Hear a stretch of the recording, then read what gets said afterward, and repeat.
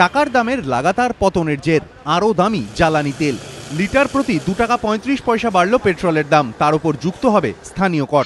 স্থানীয় কর যুক্ত হওয়ার পর কলকাতায় 78 টাকা 64 পয়সা থেকে বেড়ে 1 লিটার পেট্রোলের দাম দাঁড়াবে 81 টাকা 57 পয়সা।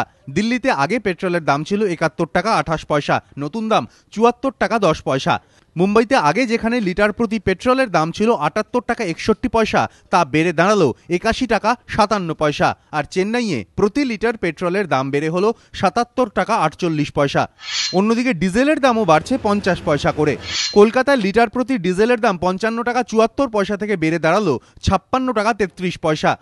দিল্লিতে ডিজেলের নতুন দাম 51 টাকা 97 পয়সা। মুম্বাইয়ে আগে যেখানে 1 লিটার ডিজেলের দাম ছিল 58 টাকা 23 পয়সা, সেখানে দাম বেড়ে হলো 58 টাকা 86 পয়সা। আর চেন্নাইয়ে 54 টাকা 76 পয়সা থেকে বেড়ে নতুন দাম দাঁড়ালো 55 টাকা 37 পয়সা। পেট্রোল ও ডিজেলের মূল্য বৃদ্ধি নিয়ে কেন্দ্রের সমালোচনা করে ফেসবুকে মমতা বন্দ্যোপাধ্যায় লিখেছেন, ফের পেট্রোল ডিজেলের মূল্য বৃদ্ধি, সংকটে অর্থনীতি, মানুষ অভুক্ত, ইউপিএ মৃত। শনিবার মধ্যরাত থেকেই নতুন দাম কার্যকর। সূত্রের খবর, সিলিন্ডার পিছু 50 টাকা করে বাড়তে পারে রান্নার গ্যাসের দামও। এবিপি আনন্দ।